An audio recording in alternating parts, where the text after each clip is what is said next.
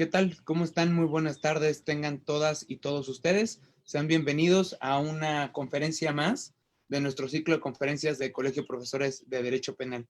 El día de hoy nos acompaña el doctor Carlos Daza Gómez, quien es el presidente del Colegio de Profesores de Derecho Penal de nuestra facultad. ¿Qué Buenos tal? días. ¿Cómo están? Muy buenos días. Queremos agradecer, como siempre, a nuestro director de la Facultad de Derecho, el profesor doctor Raúl Contreras Bustamante, al doctor Ricardo Rojas Arévalo, a nuestro presidente de colegios, el maestro Fabián Mondragón, y desde luego que trabajamos en coautoría con pleno codominio funcional del hecho, con nuestro querido amigo Carlos Cuenca, presidente del Colegio de Procesal Penal, y al director del seminario Arturo Cosío.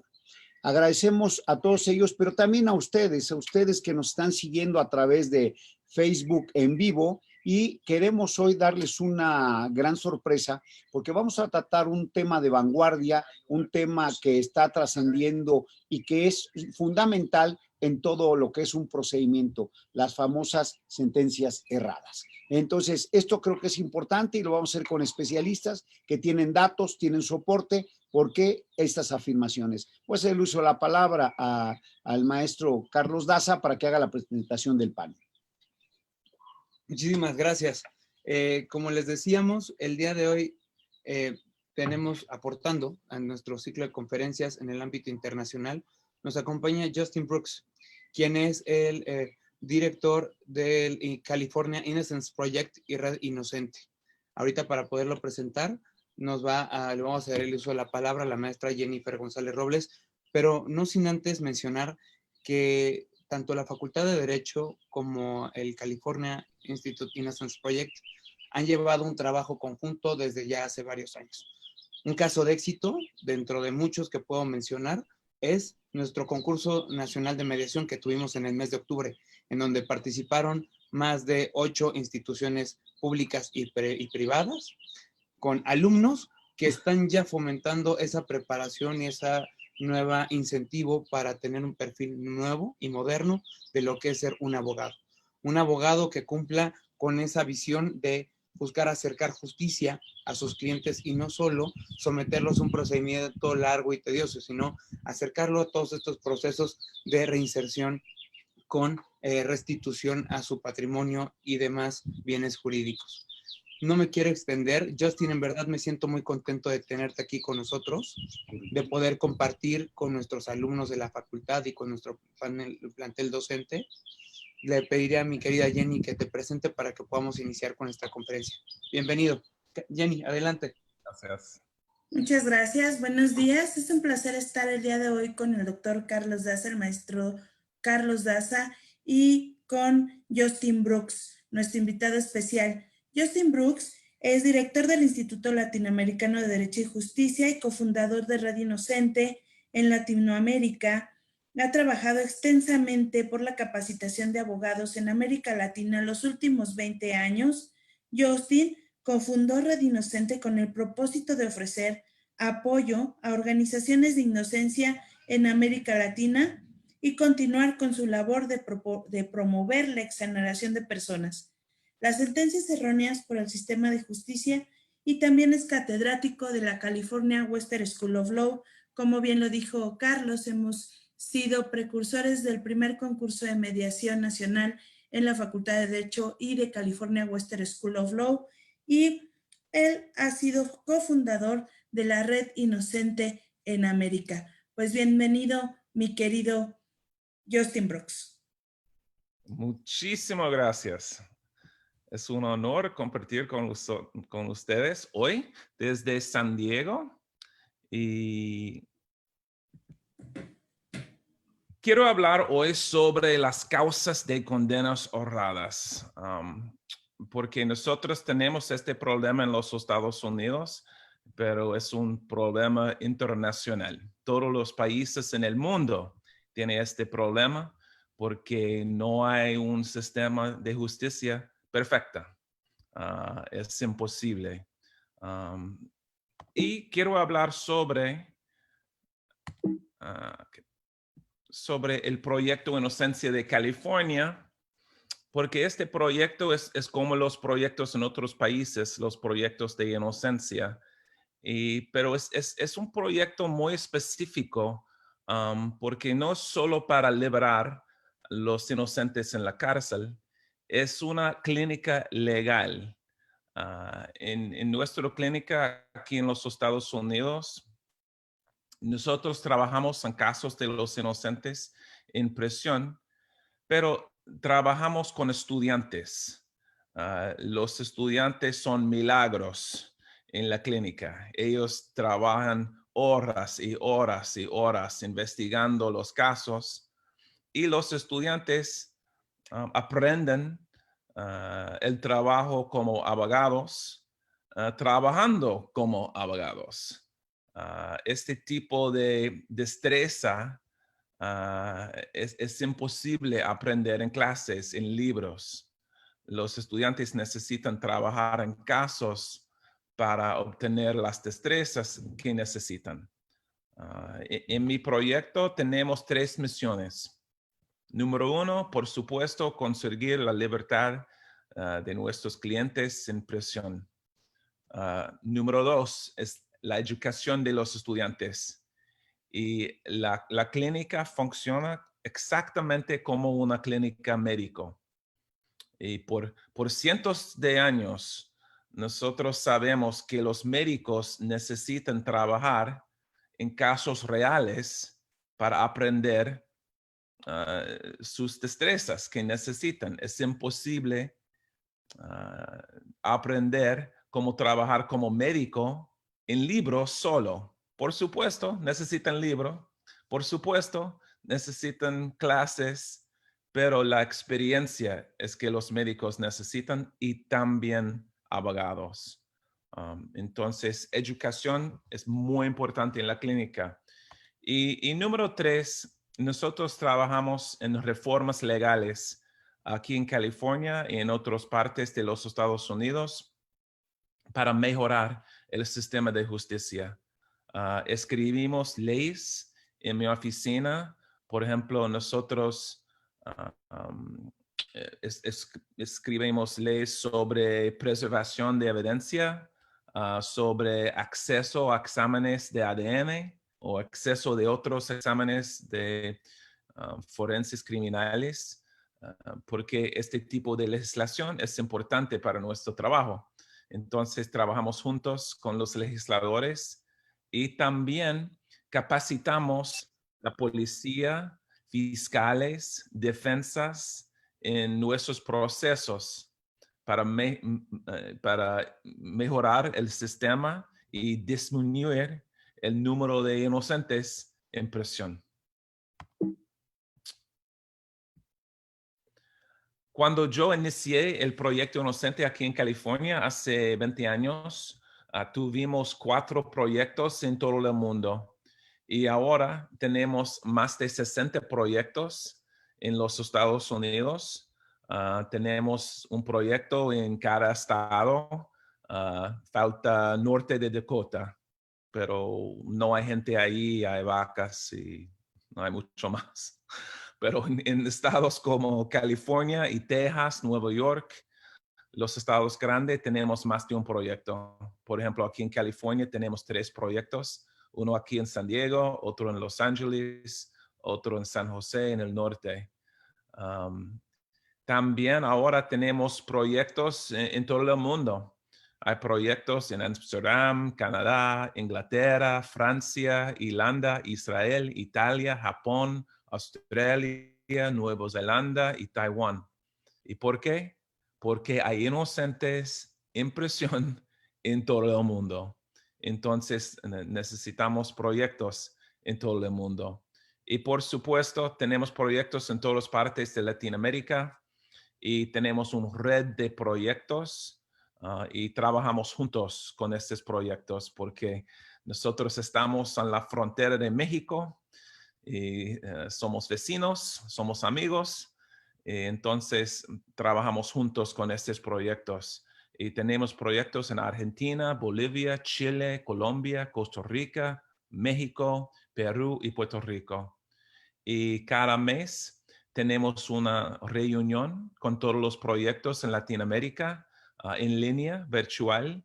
para hablar sobre nuestros casos, el trabajo, cómo formar clínicas.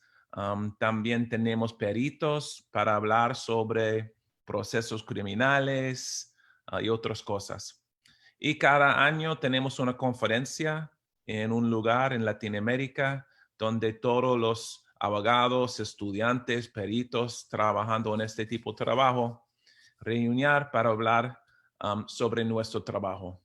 Entonces, un gran honor para mí, Red Inocente, y soy director de Red Inocente, porque es la oportunidad al hacer más proyectos y capacitamos cómo hacer proyectos, cómo trabajar en este tipo de proyectos, cómo enseñar a los estudiantes en las clínicas, y tenemos muchos modelos ahora de todo el mundo de este tipo de clínica y este tipo de proyecto. Y los proyectos han liberado de la presión a cientos de personas en los últimos 15 años. Por ejemplo, aquí es una foto de mi cliente Timothy Atkins, el día de su liberación, después de 23 años en prisión. Eso es el momento de su liberación. Es un caso muy triste. Él fue a la prisión cuando tenía 17 años y en este día de su liberación tenía 40 años. Increíble, triste. Y la chica en esta foto fue un estudiante mío y Timothy ahora tiene su libertad porque el trabajo de este estudiante. Este estudiante por un año investigó su caso, buscando para la evidencia y obtuvo la evidencia que necesitamos aprobar su inocencia. Entonces, esta foto para mí es increíble porque es exactamente el trabajo. Estudiantes y abogados trabajando juntos para liberar nuestros clientes. Y en nuestras oficinas, en mi oficina en específico, estamos siempre buscando para evidencia de inocencia. No trabajamos en otros casos criminales. Hay muchas otras defensas en el trabajo como defensor, pero para nosotros, si no hay pruebas fuertes de inocencia, el caso es imposible. Es imposible abrir el caso, porque nosotros trabajamos después del juicio oral, después de las apelaciones y nuestros clientes están en prisión y no tienen otras opciones. Nosotros somos la última parada para los clientes. Entonces, el trabajo es muy difícil y es imposible si no tenemos pruebas fuertes de inocencia. Recibimos en mi oficina más de 6,000 cartas cada año de los encarcelados. ¿Por qué? Porque los Estados Unidos tienen más gente en la cárcel que todo el mundo. Y California tiene más gente en la cárcel que todos los otros estados en los Estados Unidos. Tenemos demasiado personas en prisión y todos ellos tienen mi dirección. Entonces, recibimos muchísimas cartas. Y en cada carta hay una investigación. Mis estudiantes tienen sus propios casos para investigación y si es un caso con la posibilidad de pruebas de inocencia, mis estudiantes investigan el caso. Los estudiantes hablan con los abogados que trabajaban en el caso antes de nosotros. Los estudiantes leen los escritos y transcripciones del juicio. Los estudiantes van a la escena del crimen. Si es importante obtener información, por ejemplo, como la vista de los testigos o otras cosas de la escena del crimen. Los estudiantes entrevistan todos los testigos en el caso y nosotros enseñamos estas destrezas a los estudiantes. Por ejemplo, yo tengo clases en cómo entrevistar testigos, cómo entrevistar abogados, clientes, cómo investigar las escenas de crimen, todo el trabajo. Y yo enseño sobre las destrezas, pero lo más importante es que los estudiantes practican las destrezas. Los estudiantes realizan una entrevista con los clientes sin presión. Si hay evidencia física, los estudiantes obtienen la evidencia. Y si existe evidencia de inocencia, tenemos un proceso en los Estados Unidos de habeas corpus. Y habeas corpus está en la Constitución Federal y también en todas nuestras constituciones estatales. Y en California, todos los prisioneros tienen el derecho de habeas corpus si tienen pruebas fuertes de inocencia. Y eso es lo más importante. Este trabajo, hay veces cuando este trabajo es muy triste porque nosotros sabemos este cliente es inocente, pero no tenemos evidencia fuerte. Es muy difícil y necesitamos cerrar el caso en esta situación. Pero si tenemos la evidencia, tenemos el día de liberación, por ejemplo, aquí en esta foto, es el día de liberación de otro cliente mío, de Kenneth Marsh, después de 20 años en prisión por un homicidio que él no cometió. Ok. Ahora hay más de 2,500 casos documentados de condenas honradas en los Estados Unidos. Y por supuesto, hay casos de condenas honradas en México y todos los países del mundo, pero en los Estados Unidos nosotros estuvimos estudiando esta realidad por muchos años y tenemos un banco de datos.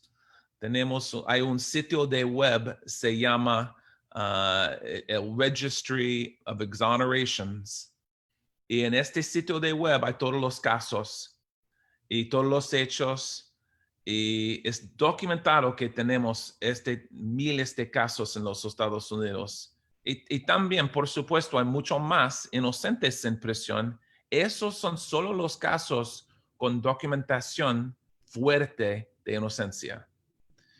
Y después de muchos años estudiando estos casos, ahora sabemos mucho sobre las causas de condenas honradas.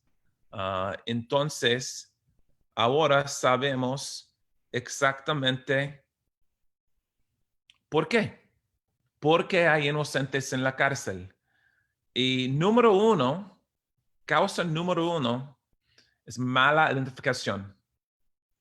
Y eso es un problema en todo el mundo. Entonces voy a hablar sobre este tema mucho hoy, porque no es solo un problema en los Estados Unidos. Identificaciones están basadas en memoria y todo el mundo tiene problemas con sus memorias. Y también están basados en procesos de identificación.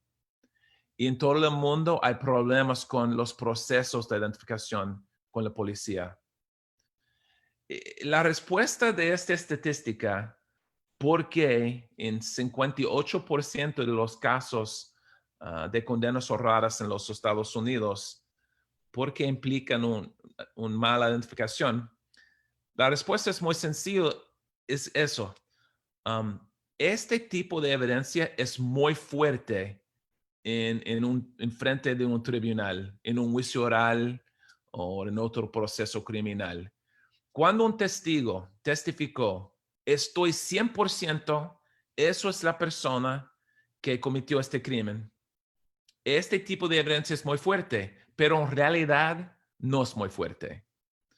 No es basado en mucha ciencia y hay muchísimos problemas con este tipo de evidencia. Y voy a hablar sobre este tema. Yo sé que ustedes tienen este problema en México específico. ¿Por qué? Porque la película Presunto Culpable. Presunto Culpable, el documental más famoso mexicano, es un caso de mala identificación. Y es exactamente como los casos en los Estados Unidos, donde hay testigos testificando sobre identificaciones y no es correcta. Y también hay muchos otros problemas en este caso, pero eso es uno. Número 2, causa de condena honrada en los Estados Unidos es informantes.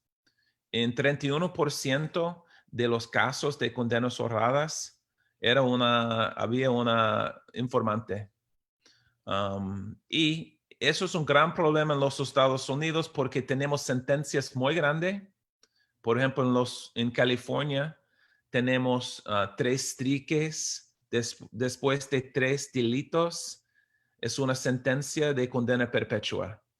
Tenemos pena de muerte.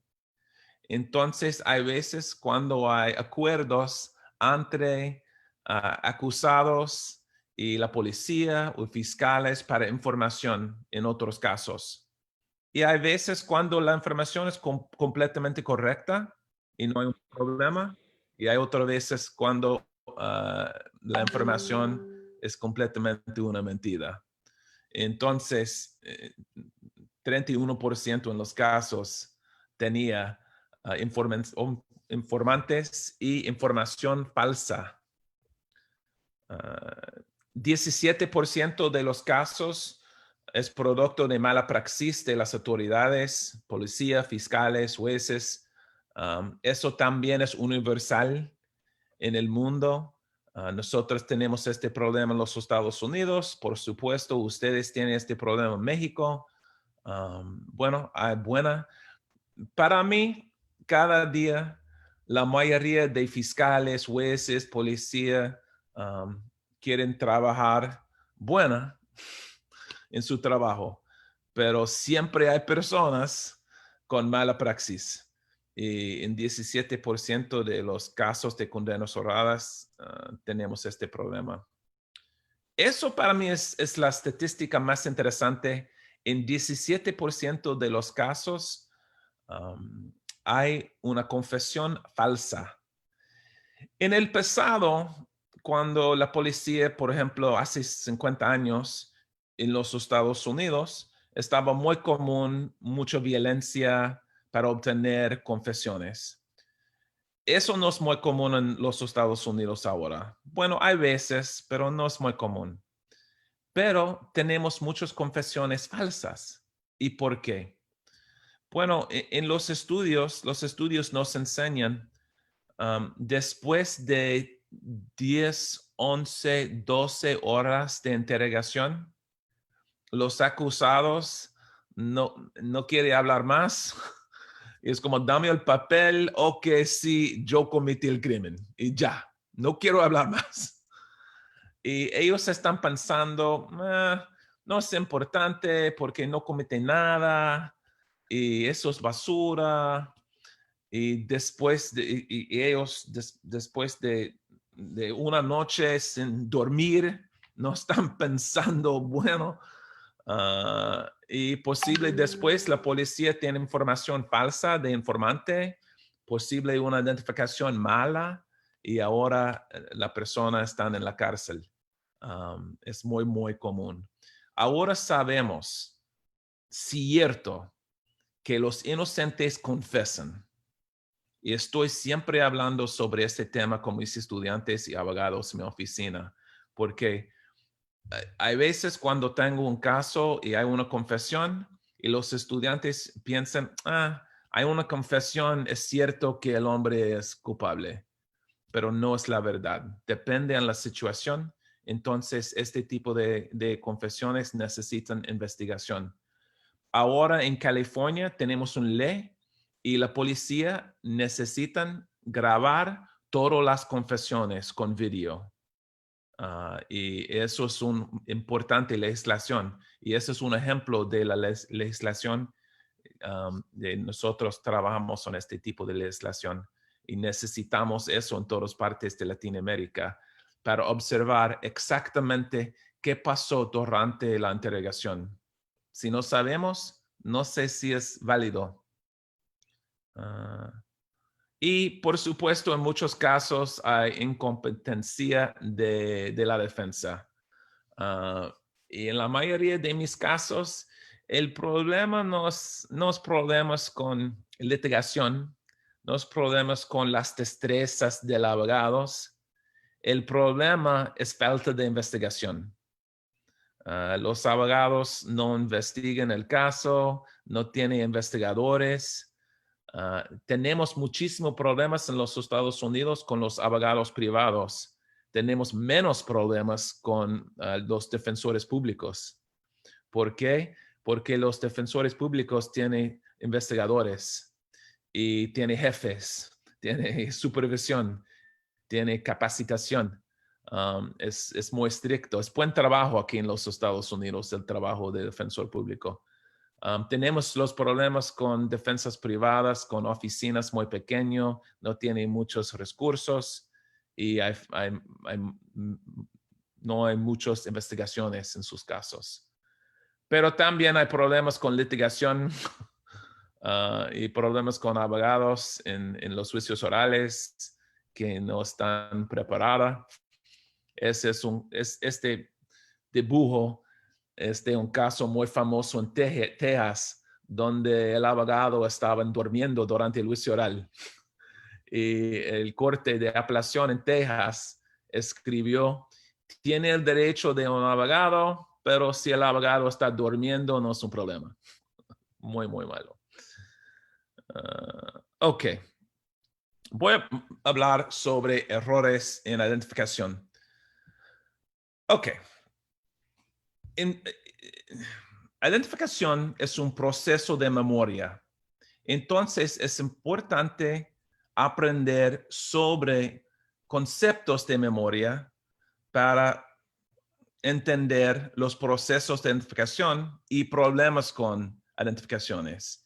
Y su memoria no funciona como una videocámara.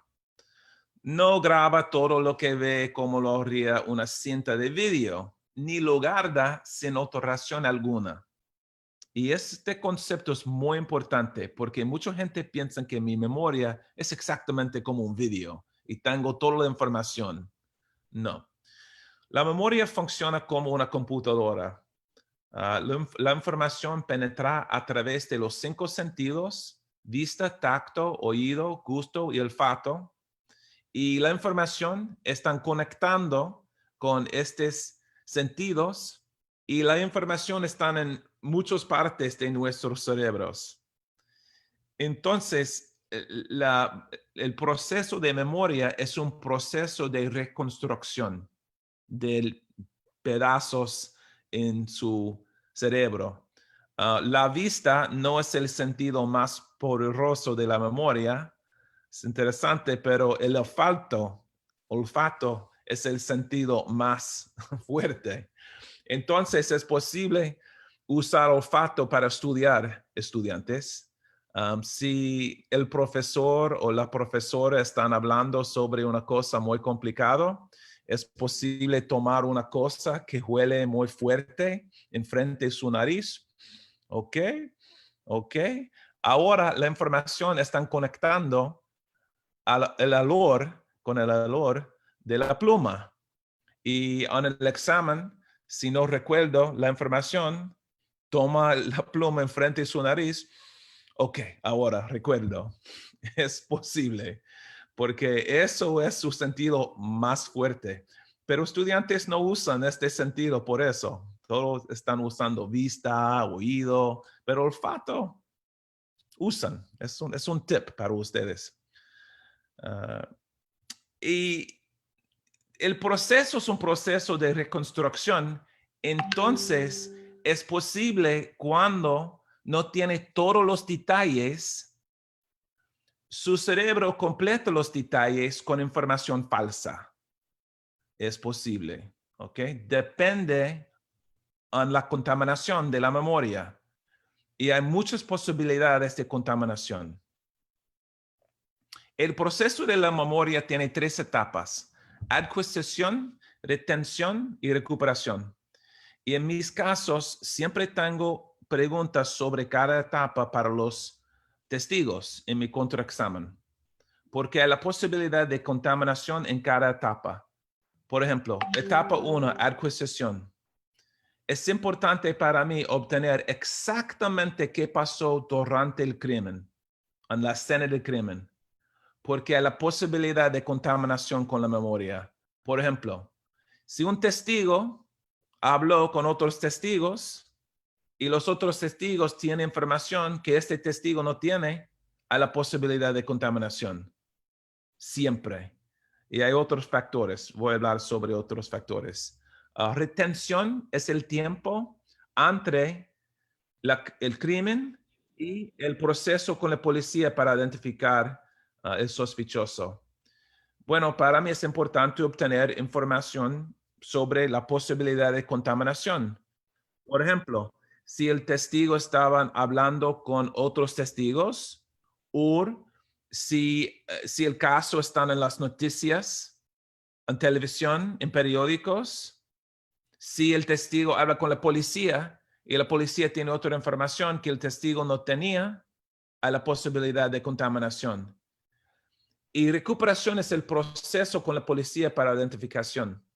Siempre hay problemas con contaminación en este proceso y voy a hablar sobre estas cosas también.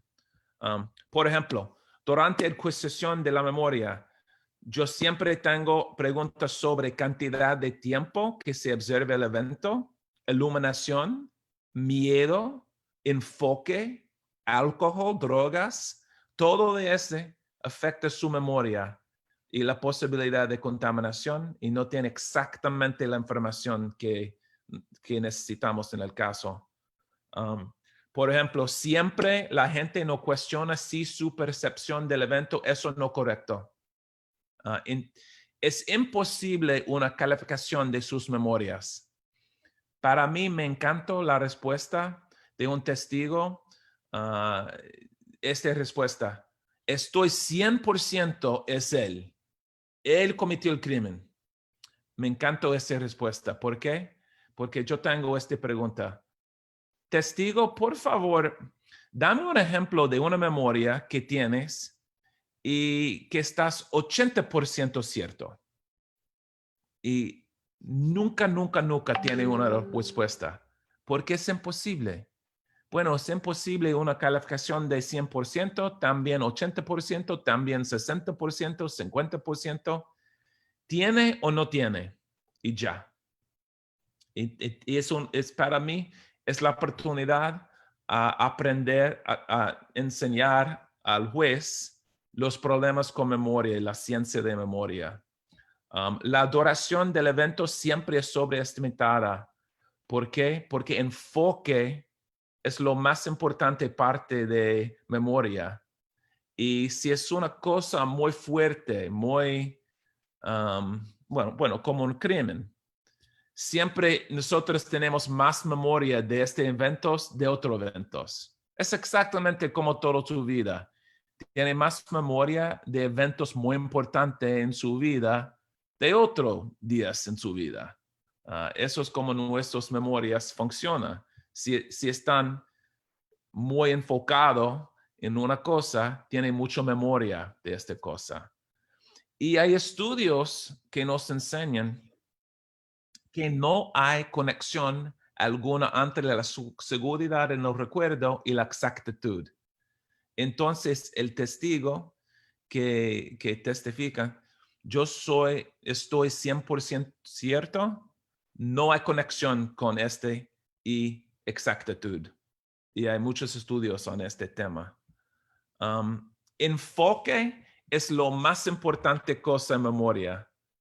Entonces, cuando hay una arma en juego, casi siempre se distorsiona la percepción. Porque cuando hay una arma, la arma es lo más importante, ni la cara del defendiente. Entonces, siempre yo tengo preguntas sobre la arma, su enfoque en la arma. Y en muchos casos, los testigos tienen descripciones increíbles de armas, pero no tienen nada de información sobre las caras. ¿Por qué? Porque no es importante. Y la arma es importante. Y nosotros como humanos siempre enfocamos en qué es importante en la situación. Estrés, estudiantes, distorsiona memoria. Eso es porque los estudiantes que tienen menos de estrés tienen mejores calificaciones. Los estudiantes que duermen bien, los estudiantes que comen bien, los estudiantes que toman té y no toman café, estos estudiantes tienen menos estrés y cuando no tienen mucho estrés, su memoria funciona mejor. Es ciencia, cierto. Y entonces los estudiantes que están muy tranquilo con el examen tienen mejores calificaciones. Es exactamente en un caso criminal. Si tiene mucho estrés durante un crimen, tiene problemas con memoria. Entonces yo siempre tengo preguntas sobre el estrés y qué estaba pasando durante el crimen. Esa es una cosa muy interesante y muy importante aquí en California, identificaciones interraciales.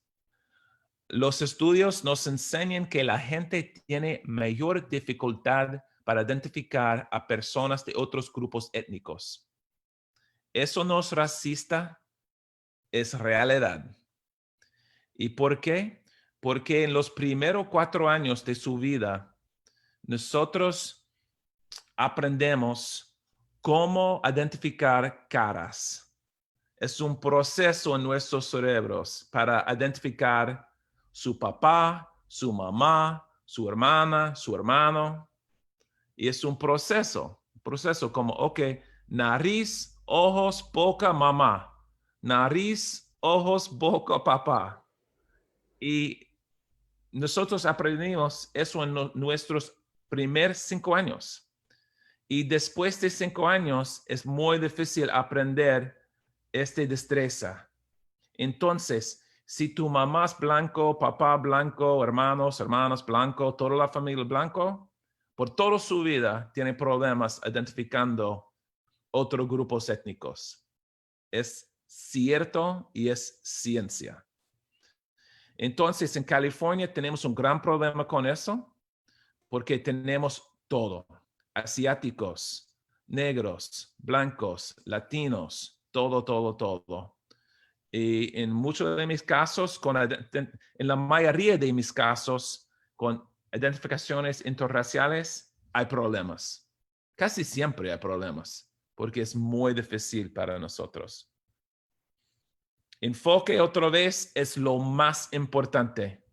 Sin enfoque no hay recuerdos. Y yo sé, todos ustedes estudiantes tienen esta experiencia. Leyendo un libro y sus ojos están pasando izquierda a derecha, izquierda a derecha, izquierda a derecha. Y después de 15 minutos no tiene nada. No tiene nada de información. Es como leyendo, pero no están leyendo. ¿Por qué? Porque si están pensando sobre la cena, sobre su novio, sobre una película, es imposible enfocar en la información y no tiene un recuerdo de la información. Sin enfoque no hay recuerdos. Entonces, siempre tengo preguntas sobre enfoque, porque es imposible para nosotros distinguir entre memorias falsas y memorias correctas. Pero sin enfoque no hay memoria. Su cerebro puede confundirse, es muy fácil. Por ejemplo, aquí no hay círculos negros y blancos, pero se parece. Aquí este no está moviendo, pero vemos con nuestros cerebros, no vemos con nuestros ojos. Entonces, con esta foto, mi cerebro está pensando, ¿qué está pasando aquí? ¿Qué está pasando aquí? No sé. Eso también no está moviendo. Su cerebro es muy fácil confundirse su cerebro. Eso es mi favorito. Enfoque en la mujer izquierda y enfoque en la mujer en el medio. Y ahora las dos mujeres están moviendo en la misma dirección. Ahora enfoque derecha y el medio. Y igual. Y ahora izquierda y derecha. Y es posible con su cerebro cambiar la dirección de la mujer en el medio. ¿Cómo es posible? Porque no vemos con nuestros ojos, vemos con nuestros cerebros. Y la mujer derecha es contaminación para la mujer en el medio. Y izquierda es contaminación para la mujer en el medio. La mujer derecha está enseñando, no, eso es la dirección. Y después izquierda, no, esa es la dirección. Es contaminación por su cerebro. Otro ejemplo muy famoso, eso. ¿Qué es el color de esta ropa? Para mí es muy sencillo. Por cierto, es negra y azul. Pero mucha gente piensa en es oro y blanco y hay otros colores. Porque estos colores están en la línea de colores, exactamente en la línea de colores. Y hay contaminación en su cerebro como, y quién sabe, no sé exactamente por qué, pero vemos con nuestros cerebros porque muchas personas ven colores diferentes. También ese es un estudio muy interesante sobre identificaciones. El proceso relativo opinión. Los testigos oculares tienden a elegir al miembro de la línea de sospechosos que más se parece al criminal. ¿Ok? Que más se parece al criminal. Entonces, en este estudio, con 200 personas, estaban un crimen enfrente de 200, no en realidad, pero un estudio, un crimen enfrente de 200 personas. Y después, cada persona elige al criminal en una línea de sospechosos en fotos. Y aquí es la línea de sospechosos. Y este proceso es muy común en los Estados Unidos y en todas partes del mundo, un proceso con 6 fotos. Y todos los testigos fueron advertidos que puede ser que el verdadero criminal no aparezca en la línea de sospechosos. Y 21% eligieron a no elección.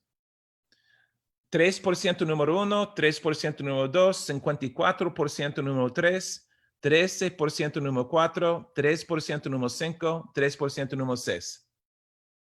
Después, el hombre que estaban haciendo este estudio dijo, no es número 3. Otra vez vamos a elegir el criminal. Entonces, todo el número 3 pasó a no elección, ¿verdad? No, eso es no que pasó. Solo 11% pasan a no elección y todos los otros a número 4. ¿Por qué es importante este estudio? Este estudio nos enseña si número 3 cometió un crimen, pero no está en la línea de sospechosos, número 4 está en prisión por toda su vida por un crimen que él no cometió. Porque ahora él más se parece al criminal. Y es un proceso de comparación. Es un proceso muy, muy malo. Hay muchos estudios en eso. Ahora no usamos este proceso en California y muchas partes de los Estados Unidos. Escribimos en mi oficina una ley el año pasado sobre este proceso y ahora no usamos en California. Usamos en California un proceso de secuencia lineal de fotos donde los testigos ven las fotos de a una por vez, no todas fotos juntos para una comparación. Fotos presentadas en orden aleatorio. Los testigos deberían tener el tiempo necesario entre una foto y otra y deberían mostrarse todas las fotos. Ese proceso no es perfecto, pero es mucho mejor que 6 fotos juntos.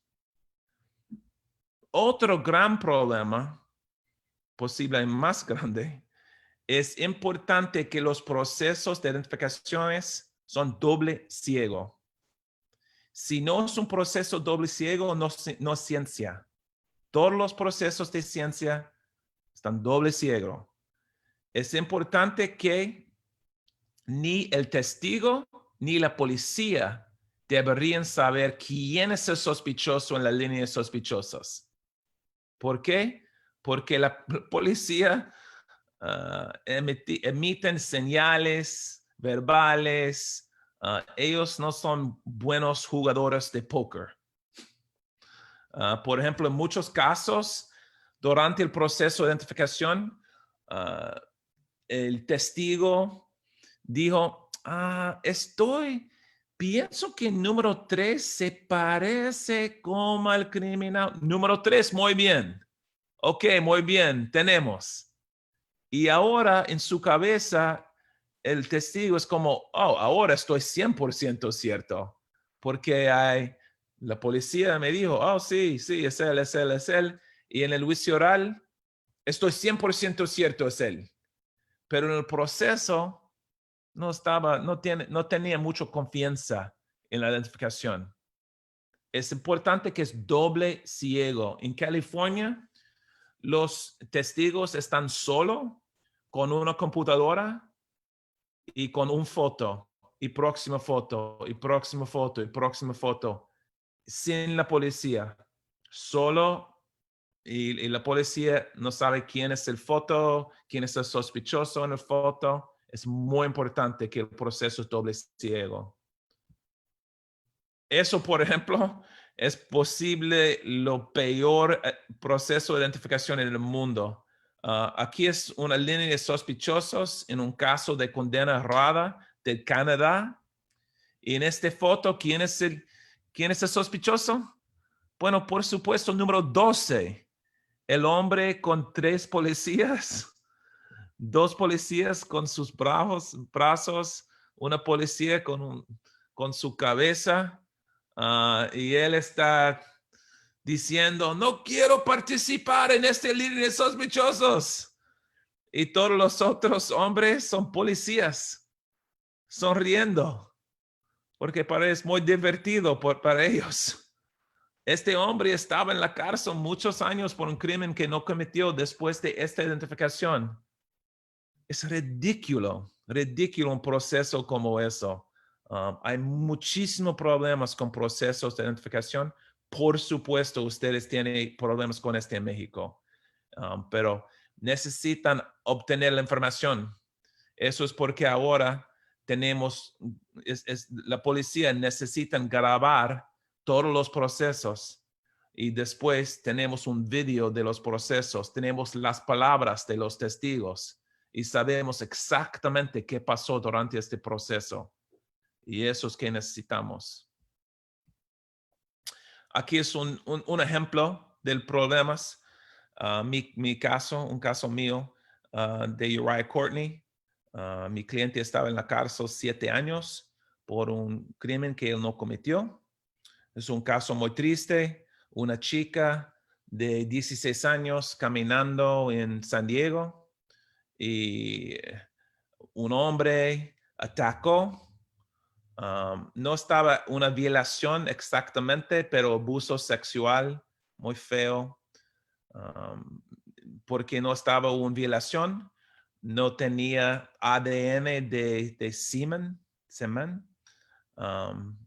Pero él estaba encarcelado basado en una identificación, básicamente basado en estos dibujos. La chica escribió este dibujo del hombre. No hay mucha información en este dibujo. Y también un dibujo de un troque y con la posibilidad que el hombre estaba en un troque como eso. La policía obtener información sobre un troque como eso enfrente de la casa de mi cliente. Mi cliente estaba arrestado y con esta identificación, estas fotos, ella estaba en la cárcel 7 años. Mira estas 6 fotos basado en esta descripción. No hay nada de información en este dibujo que el hombre tenía un goatee, ¿Ok? Exactamente como mi amigo. Aquí exactamente. Pero aquí, en estas fotos, número 1 no tiene nada. Número 2 no tiene nada. Número 3 tiene un poco de Scooby-Doo. Número 4, mi cliente exactamente un gotía en este día de foto. Número 5, nada. Y número 6, un Fu Manchu. Entonces, por supuesto, la chica que tenía mucho miedo y no tiene mucho tiempo para observar al hombre, este hombre se parece más que el criminal, porque él tiene un gotí. Nosotros pedimos al corte para un examen de ADN de las ropas de la chica para obtener ADN del hombre que cometió este crimen. Y obtuvimos ADN en muchas partes de sus ropas y no había ADN de mi cliente. Pero este no es prueba muy fuerte porque, por supuesto, todos nosotros tenemos ADN de otras personas en nuestras ropas. Pero en los Estados Unidos tenemos un banco de datos de ADN y en el día del examen estaban más de 10 millones perfiles en este banco de datos y obtuvimos una coincidencia con este hombre. Y este hombre vivió muy cerca de la escena del crimen y tenía otros crímenes y se parece mucho de mi cliente. Falta un gotí en el día de esta foto. Su pelo más o menos igual, frente más o menos igual. Bueno, los dos, 27, 28 años. Entonces, eso es una identificación muy buena, más o menos, pero más o menos no es bueno cuando un hombre está en prisión por toda su vida.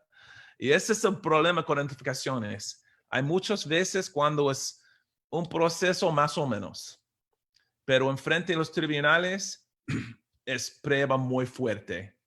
Pero en realidad sabemos que no es prueba muy fuerte.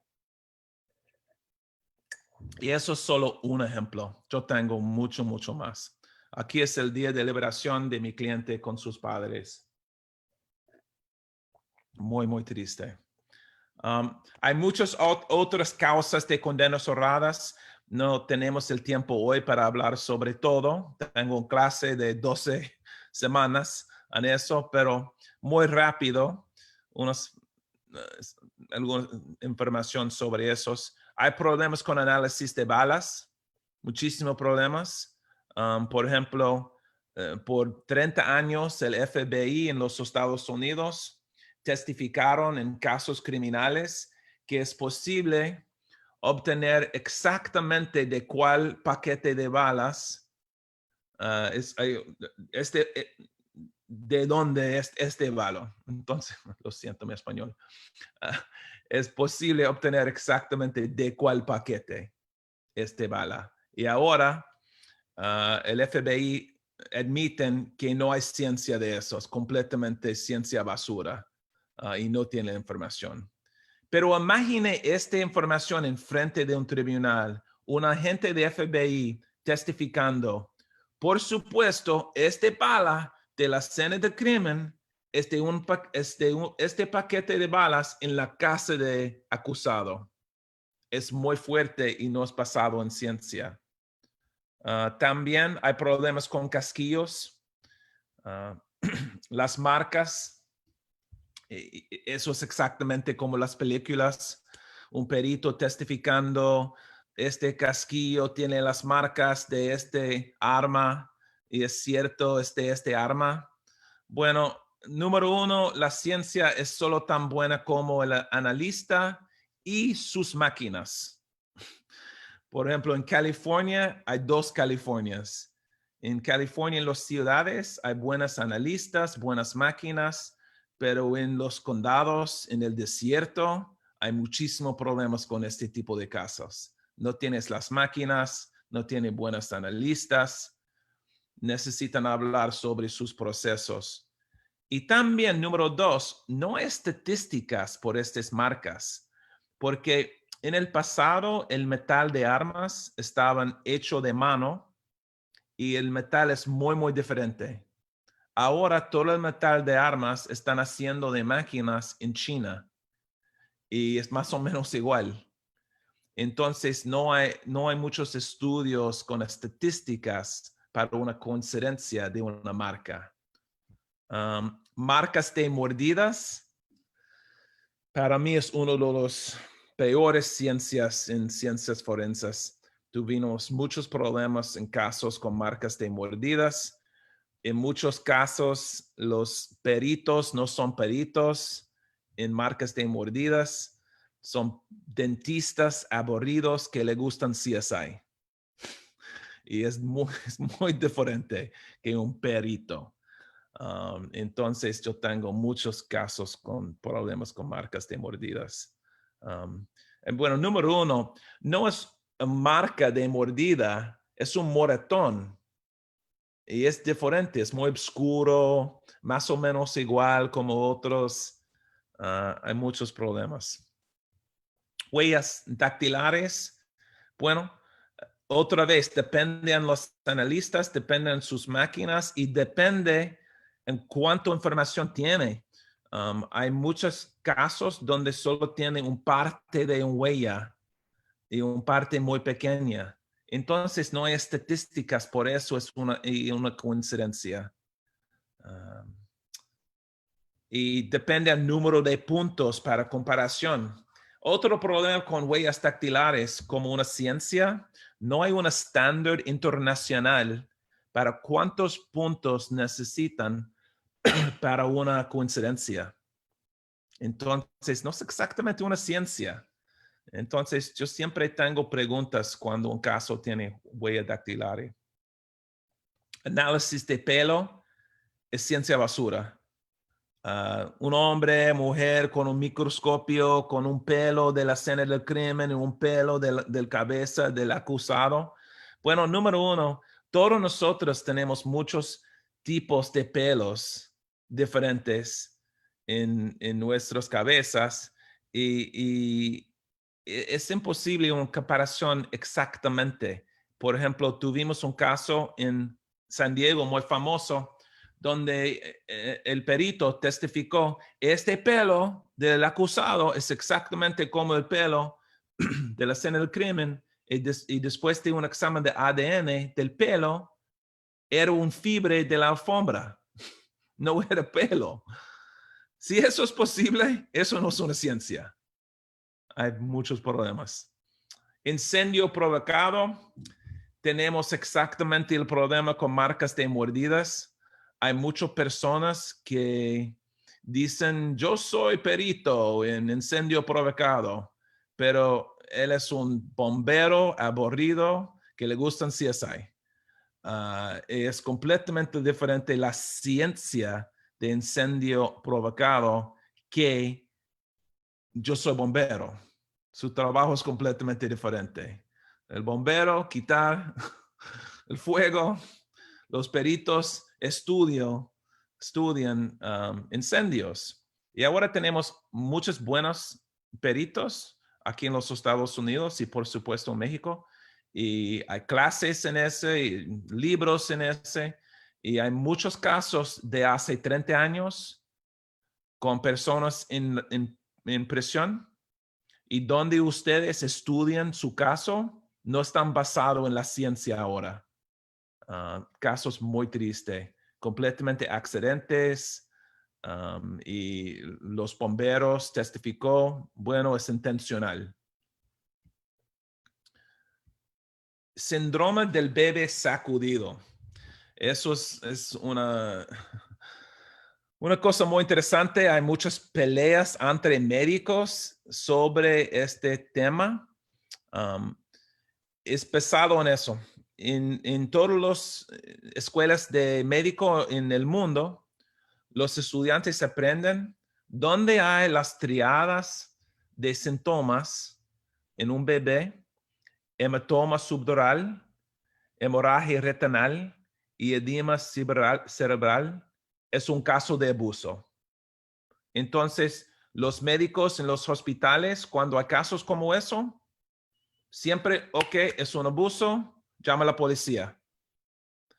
Y por supuesto, hay muchas veces, posible en la mayoría de los casos, donde es un caso de abuso. Por supuesto, es cierto. Pero el problema es eso.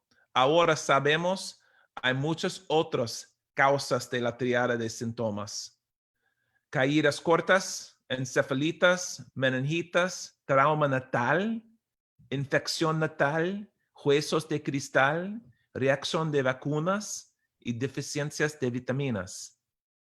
Entonces hay muchos padres ahora en todo el mundo en presión por homicidios contra sus propios niños y completamente inocente. Nosotros tenemos casos como eso en mi oficina y todos los proyectos inocentes en el mundo tienen este tipo de casos.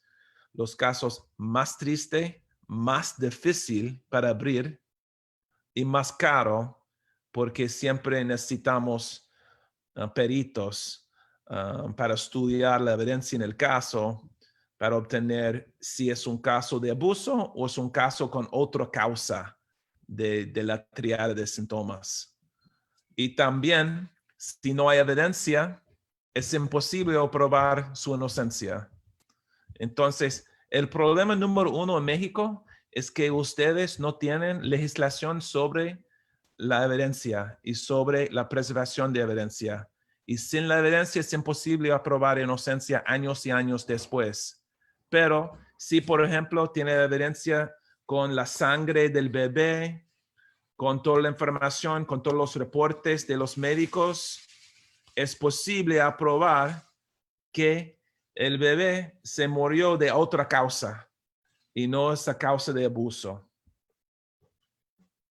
Ok, eso es muy triste, ahora más feliz. Nuestros éxitos en mi oficina. Jason Puracal, un caso mío, el hombre estaba en la cárcel 2 años en Nicaragua. Es un caso de corrupción de la policía, un caso muy sencillo, policía corrupto. Matt and Grace Huang, liberado después de 2 años en prisión, un caso muy triste en el Medio Oeste. La policía pensaban que mis clientes cometieron un homicidio contra su propia niña, la chica aquí en esta foto. Es un caso gravísimo, completamente inocente.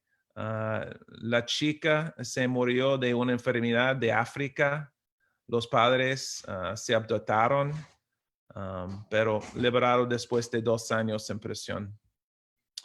Jason Kendall es un caso muy interesante. Es uno de los casos con una mala identificación. Él estaba en la cárcel 4 años por un robo de una tienda que él no cometió.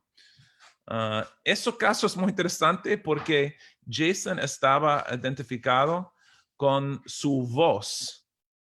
El hombre que cometió el robo tenía una máscara y una chica trabajando en la tienda testificó que su voz estaba más o menos como Jason. Y basado en esta identificación de voz, él estaba en la cárcel 4 años. Nosotros usamos una foto del hombre pasando la puerta para obtener exactamente cómo alto. Y el hombre que cometió el crimen tenía 6 pulgadas más que Jason. Entonces, aquí es su día de liberación con su mamá. Brian Banks es posible en mi caso más famoso. Es un caso muy importante porque en el caso de Brian, él no tenía un juicio oral porque su abogado dijo, Brian tiene 2 opciones.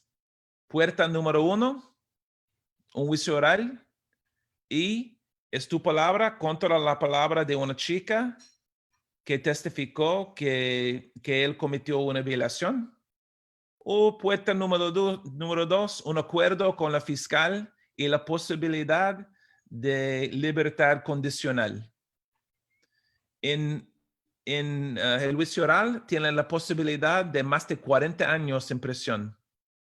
Entonces, él eligió opción con la posibilidad de condicional libertad. El juez pensó, no, es un caso muy fuerte, 5 años en prisión. Y en este tiempo, él estaba uno de los mejores futbolistas en los Estados Unidos. Y después de prisión, la chica admitió que su testimonio estaba completamente una mentira y él no cometió nada. Ahora hay una película sobre este caso y es una historia muy importante porque nos enseñan que los inocentes confesan y también los inocentes hacen acuerdos con la posibilidad de libertad. Y los inocentes hacen acuerdos porque la otra opción no es bueno. Entonces, después de su exoneración, aquí es una foto de Brian jugando en el NFL con el equipo Atlanta Falcons. Kim Long, liberado después de 7 años en prisión, es un caso de falta de investigación de la defensa y problemas con la ciencia del tiempo de cuando el hombre se murió. Entonces, por favor. Aquí es el momento de su liberación con 2 abogados en mi oficina. Rafael Madrigal, eso es un ejemplo de identificación interracial. 9 años en prisión. Rafael estaba a 30 millas de la escena del crimen, trabajando en una fábrica, pero su defensor no investigó su defensa. Estaba mucha prueba que él estaba trabajando en el momento del crimen. Su sentencia estaba basada en una identificación interracial de una chica, una mujer blanca. Rafael es mexicano. De una foto cuando Rafael tenía 16 años. Y en el momento del crimen, Rafael tenía casi 30 años. Completamente ridículo. Pero basado en esta identificación, y él estaba trabajando en una fábrica en el momento del crimen, él estaba en la cárcel 9 años. También Adam Riojas, 13 años en prisión, exactamente igual. Identificación interracial con 2 chicas blancas. Rafael es mexicano, completamente inocente. Él estaba en otro estado en el momento de este crimen. Pero 13 años en prisión. Ahora Adam es un padre de una iglesia aquí en San Diego, después de 13 años en prisión por un homicidio que no cometió. Danny Larson, 16 años en prisión, completamente inocente. La policía no le gusta. Danny, policía corrupto y también muy mala investigación de la defensa. Reggie Cole, 17 años en prisión, mala identificación también.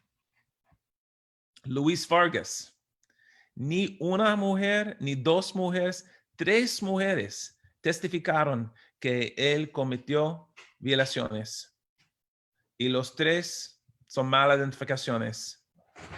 Aquí es el momento de su liberación después de 17 años en prisión. Muy triste, completamente inocente. Guy Miles, 18 años en prisión, también identificación interracial. Es un caso de robo de banco. Los testigos blancos, él es negro. Él estaba en Nevada, en Las Vegas, en el tiempo del crimen en California. Completamente inocente, falta de investigación, problemas con identificación, exactamente como las causas de condenas cerradas. Jason Rivera, otro mexicano, otro problema con identificación, 19 años en prisión. John Stoll, 20 años en prisión, completamente un caso de corrupción de Bakersfield, California. Bakersfield es lo peor en todos los Estados Unidos para condenas honradas. Es una ciudad en el desierto de California. Bueno, no van. Es muy malo. Hay una película sobre este caso también con Sean Penn. Se llama Witch Hunt en Netflix. Ken Marsh, otra vez, mi cliente, 20 años en prisión. Y eso es un caso de baby sacudido. Y cuando nosotros estudiamos la información en su caso, obtuvimos información sobre una enferma de sangre. Y el bebé tiene esta enfermedad, pero los médicos no saben nada sobre eso. Y eso es porque el bebé tenía muchos moretones en todo su cuerpo. Entonces, no estaba un caso de abuso, es un caso con un niño con una enfermedad de sangre. Hay muchísimas posibilidades en este tipo de casos. Horace Roberts es un caso del año pasado, 20 años en prisión. Mala investigación en este caso. Y todas las historias de este caso están en mi sitio de internet en californiainnocenceproject.org. Pero aquí es Horace con uno de mis abogados, Mike Semanchik, en el día de su liberación. Suzanne Johnson, liberado hace 2 semanas. Un caso nuevo mío. 21 años en prisión. Otro caso muy triste, un accidente con un bebé y una mala investigación, mala ciencia, pero nosotros probamos su inocencia. Tim Atkins, otra vez, 23 años en prisión. Mira mi pelo en esta foto. Eso es después de este trabajo, es muy gris, pero esos pasaron este trabajo. Bill Richards, un caso, usamos ADN a probar su inocencia. Mala investigación, mala defensa, muchísimos problemas en este caso, 23 años en prisión. Alan Jiménez, un caso con un bebé también, y un padre, su propia niña, muy triste, completamente inocente, 24 años en prisión. Glenn Boyd, mala identificación, otra vez, 27 años en prisión. Quentin Morris, también problemas con identificación, 27 años en prisión. Marilyn Molero, yo trabajé en este caso 25 años. Cuando yo inicié trabajando en este caso, tenía 29 años. Y ella ha liberado hace 2 semanas. Otro caso nuevo, después de 27 años en prisión. Una puertorriqueña, un caso de Chicago, completamente inocente, un defensor, no investigación en este caso. Es un caso muy triste. Roland Adams, 28 años en prisión también, mala identificación. Y Mike Hanline, número 1 en California, 36 años en prisión, completamente inocente. Y la mujer en esta foto es su esposa. Su esposa esperó 36 años cuando su esposo estaba en prisión. Un caso increíble, completamente basado en información falsa de muchas personas. Muy triste. Entonces, bueno, esos son mis casos aquí en mi oficina en California, pero hay inocentes en prisión en todo el mundo y necesitamos más ayuda. Necesitamos más proyectos. Necesitamos más educación sobre las causas de condenas honradas. Necesitamos más legislación para menguar el número de condenas honradas.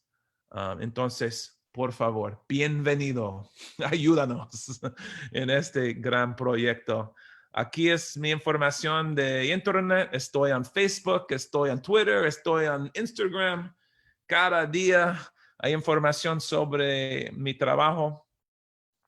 También mi sitio de web es californiainnocenceproject.org y también redinocente.org.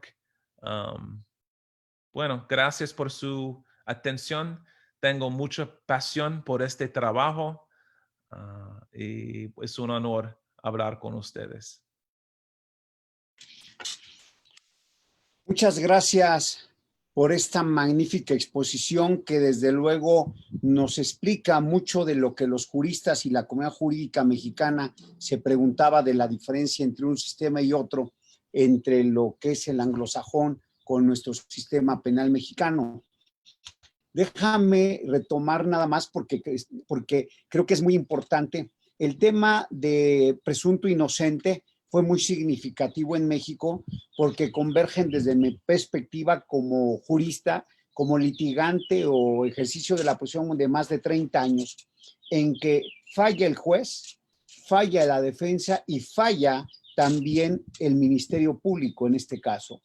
Porque si bien es cierto, lo dejan en libertad, pero los cuestionamientos y todo lo que se lleva en ese juicio, yo que lo he vivido de cerca y que he comido de ahí propiamente, puedo decirte que fue una situación excepcional. No es la regla general de nuestro procedimiento. Sí me tocó participar en el año 2003 para poder hacer el cambio del sistema tradicional al sistema que hoy tenemos de juicios orales. ¿Por qué trabajamos en esto? Consideramos que la imputación que se hacía a la persona, aquí en México teníamos que la confesión que hacía el sujeto, que a veces era arrancada con golpes, con amenazas, era con esa confesión era suficiente para dictar una sentencia condenatoria. Y entonces ya el procedimiento salía sobrando, porque la inmediatez de la declaración valía más que lo posterior. Ese era un primer punto. El segundo punto que detectamos es que la gente, antes existía la persona de confianza para que una persona que fuera imputada por homicidio, secuestro, era un familiar o cualquier amigo que lo sentaban al lado y decían, usted es la persona de confianza, y entonces el otro sujeto, pues definitivamente no tenía nada de defensa. El otro punto es que los defensores particulares eran mínimos. Había un 20% de defensores particulares y ponían defensores de oficio que, teniendo mucho trabajo, pues no ponían atención. Y entonces todo este sistema nos daba cuenta de que era obsoleto, arcaico, inquisitivo, y que muchísima gente, como lo señalas bien, era inocente y la tenías en prisión por la primera declaración. Hay una indígena que tenemos aquí que acaba de darme el dato, Carlos Daza, y que te lo quiero comentar. 21 años la mujer indígena en prisión y que obtuvo su libertad porque se le violaron flagrantemente todos sus derechos humanos y todos los del debido proceso. Sí, aquí lo tenemos. Ordena a Procuraduría General de la República disculparse con Jacinta, indígena inocente que estuvo presa 21 años por precisamente una imputación. Por lo que yo decía, ¿qué hacían con los indígenas? Ni siquiera ponían traductor. Se les imputaba el hecho sin siquiera saber lo que se les tenía, de qué se le acusaba. Y ahí tienes que también en México tenemos un gran problema de que hay mucha gente inocente derivado del sistema. Y aquí ya tenemos algunas preguntas que, si me permites, las va a leer Carlos, por favor. Justin, antes que nada, me siento muy contento de poder estar aquí. En verdad te felicito por la labor tan grande que has hecho, pero no solo en Estados Unidos, sino que esa iniciativa que tuviste en un momento, esa idea, ha contagiado a tus generaciones de alumnos y ha permeado ya en otros estados y en otros países. Ten por seguro, ¿no? A reserva de que ahorita Telea hemos tenido alrededor de 100 participantes de forma constante, haciendo preguntas, celebrando el que estés compartiendo estos conocimientos con nosotros y dándose cuenta de la importancia de esto, ¿no? Muchas veces nos vamos cuando somos criminal lawyers, cuando somos abogados penalistas, con la parte dogmática, con la parte procesal, pero ¿qué pasa cuando el sistema falla? ¿Qué pasa ante esta situación? Una de las preguntas que nos hacen es, en tu opinión, el tipo de sistema que tienen ustedes en donde tienen el jurado popular, que es diferente a lo que tenemos nosotros. ¿Consideras que la existencia de este jurado popular influye en que tengan sentencias erradas? ¿O sería mejor entonces transitar hacia un sistema en donde el juez sea quien determine las sentencias? Si quieres, iniciamos con esa, Justin. Sí, bueno, número uno, los acusados tienen la opción, un jurado o un juez para el juicio oral. Siempre tenemos la opción. Y para mí, la opción de un jurado casi siempre es mejor. Porque después de años y años trabajando como jueces, muchos jueces son muy cínicos. Cada caso se parece igual. Otro acusado, otro caso. Y también la mayoría de los jueces en el pasado estaban fiscales. Eso es muy común en los Estados Unidos. Trabajo como fiscal y después como juez. Y los fiscales tienen un bias, tienen una perspectiva diferente que los defensores.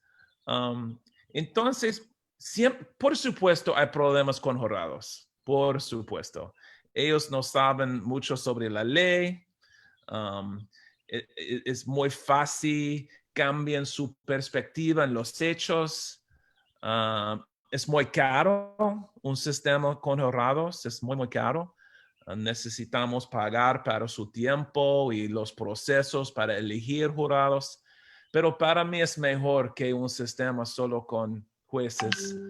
Me encanta el sistema, tiene un sistema en Inglaterra con un jurado de 2 personas y un juez. Entonces, hay la oportunidad para los 2 ciudadanos hablar sobre el caso con el juez, con otra perspectiva, pero el juez sabe más sobre la ley.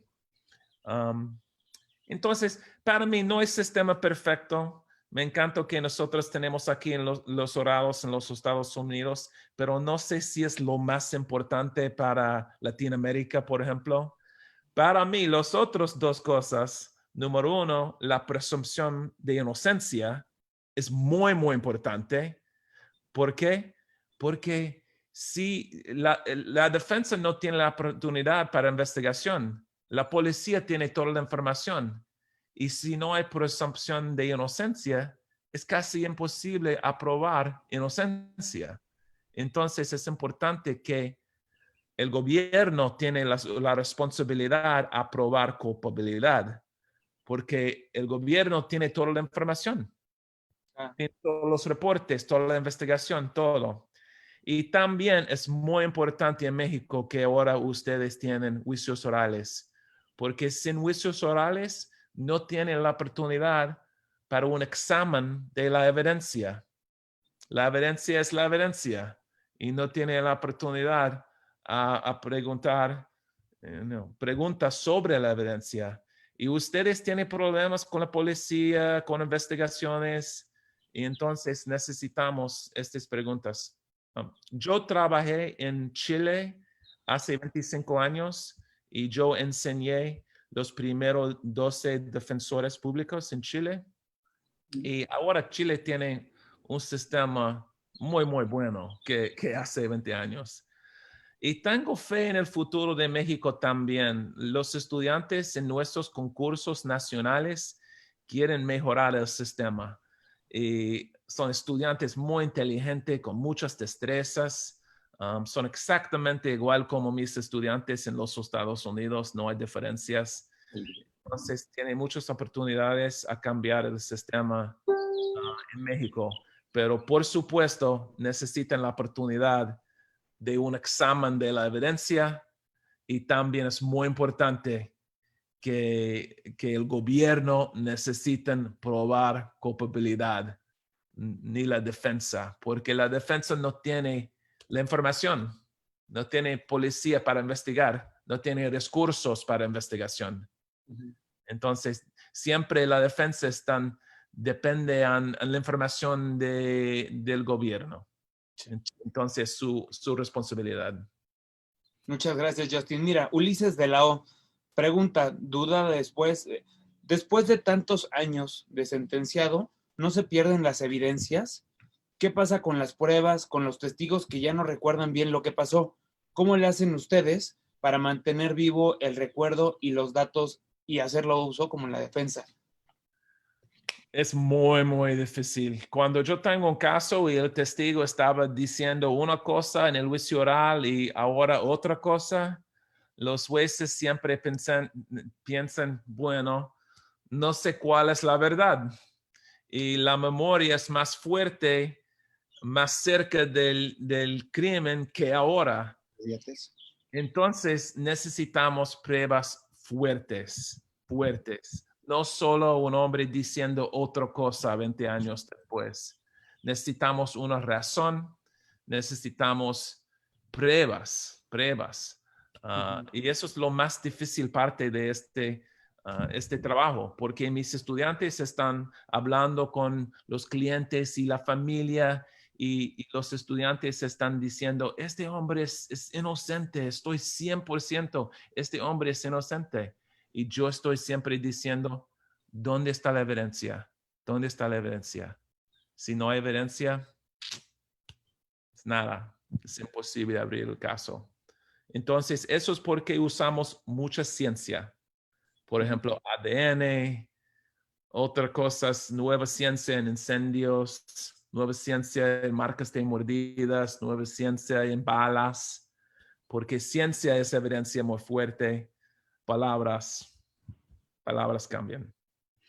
Muchas gracias. Jenny, ¿gustas ayudarnos con cómo vamos con los comentarios, las participaciones de la gente? Por supuesto, Justin, sin antes dejar de comentar que efectivamente para mejorar nuestro sistema procesal, que es una maravilla y en el que yo creo, los abogados defensores como los asesores jurídicos debemos de retomar el papel de investigar para apoyar al sistema y no esperar que siga el viejo sistema, el inquisitivo, y que toda la carga sea para el Ministerio Público. Creo que debemos de cambiar la perspectiva del rol del defensor y del asesor jurídico para que entonces sí haya una equidad y una igualdad en el sistema. Bueno, pues Miguel Ángel Pimentel Zavala nos dice que está excelente, Alejandro Pantoja, Margarita Guerrero y Carolina Subayev. Alejandro Pantoja nos hace una pregunta que si después de tanta identificación errónea pueden demandar al Estado y hay una indemnización o lo que llamamos una reparación integral del daño. Es una buena pregunta. Nosotros escribíamos en mi oficina una ley y ahora es la ley en California que los exonerados reciben $150 por cada día que estaban en prisión y inocente. Entonces, mis clientes estaban recibiendo millones de dólares en los últimos 15 años después de esta ley. Y es compensación por su tiempo. Y ahora tenemos este tipo de ley en 38 estados en los Estados Unidos y los proyectos inocentes trabajan en esta legislación. También, y eso es por si es inocente en prisión. El problema con demandas en los Estados Unidos es que los fiscales y jueces tienen inmunidad de demandas. La policía no tiene inmunidad, pero casi inmunidad. Es muy difícil una demanda. Pero hay casos en los Estados Unidos donde los acusados, los exonerados, reciben mucho dinero en demandas. Es raro, pero no es muy raro. Entonces es importante que haya legislación para compensación para todo. Y eso es porque tenemos este tipo de ley en California.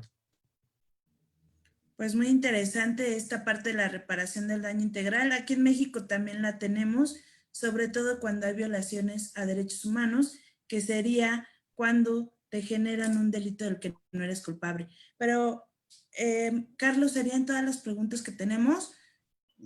Quiero agradecer a Justin que nos haya aceptado la invitación y a ustedes por incluirme en este magno evento. Muchísimas gracias. Justin, de verdad te quiero agradecer en nombre de nuestra querida Facultad de Derecho, en nombre de todos los que nos están acompañando en Facebook Live, que hacerles mención, esto lo pueden estar viendo las veces que quedan porque se va a quedar ahí en la nube. qué bueno que nos compartes dónde pueden contactarte, porque fue varios de los comentarios coincidían al respecto. ¿Cómo podemos conocer más sobre el Innocence Project? ¿Cómo podríamos sumarnos? Y pues, ahora, como que lo comentas, va dirigido principalmente hacia los alumnos para que les sirva como una capacitación y cuestión forense en su preparación, pero también como abogados postulantes hemos estado platicando con Alex y demás, y contigo sobre estas coordinaciones con instituciones públicas y privadas alrededor del mundo para que lo podamos implementar. Y en este caso me parece que ya se está trabajando, está en pláticas con la Facultad de Derecho de la UNAM y con la Facultad de Ciencias Forenses para que lo podamos hacer realidad y esperamos estar dando el anuncio. Antes de cerrar, les vamos a dar la primicia. El día miércoles a las 6 de la tarde vamos a poder compartir con todos ustedes a través de esta plataforma precisamente esta película de un caso de éxito de todos los que has tenido que tiene que ver con Brian Banks.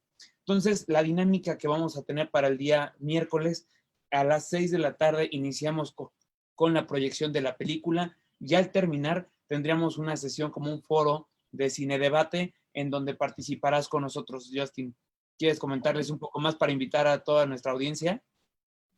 Bueno, es una película muy importante para mí. Yo trabajé en esta película casi 8 años con los productores, directores, actores. Y para mí es una película muy importante porque hay mucho poder en una mentira. Y eso es la historia en este caso. Una mentira y la vida de un hombre se fue. Entonces necesitamos pensar sobre este problema. Por supuesto, hay muchos casos donde hay violaciones y la mayor de los casos no son mentiras y hay muchos problemas con convicciones en casos de violaciones, pero hay veces cuando es falsa. Y es importante en esta época que nosotros pensamos sobre los casos reales y hay prosecuciones y nosotros escuchamos a las mujeres, por supuesto, y escuchamos a la evidencia, pero hay veces cuando hay mentiras. Es importante también que tenemos procesos por esos. Y eso es porque este película es muy importante, muy interesante. Y bueno, hasta para las preguntas y respuestas después de la película. Muchas gracias, Justin. A nombre del Colegio de Profesores de Derecho Penal, todo el gremio te agradece. Ha sido una magnífica exposición, nos ha quedado muy claro y nos abre muchísimas dudas y seguramente estarás compartiendo con nosotros otros foros. Por ahí tenemos pensado llevar a cabo ya un Congreso Internacional de Derecho Penal por parte de la facultad y estás desde este momento invitadísimo para participar con nosotros con estos temas que son muy importantes sobre la cuestión de lo que es una sentencia errada o lo que llamamos aquí gente inocente que está en prisión. Un fuerte abrazo y gracias de veras por tu participación. Gracias, es un honor. Gracias, Jenny. Gracias a todos los que nos han seguido. Gracias a los profesores que se unieron con nosotros.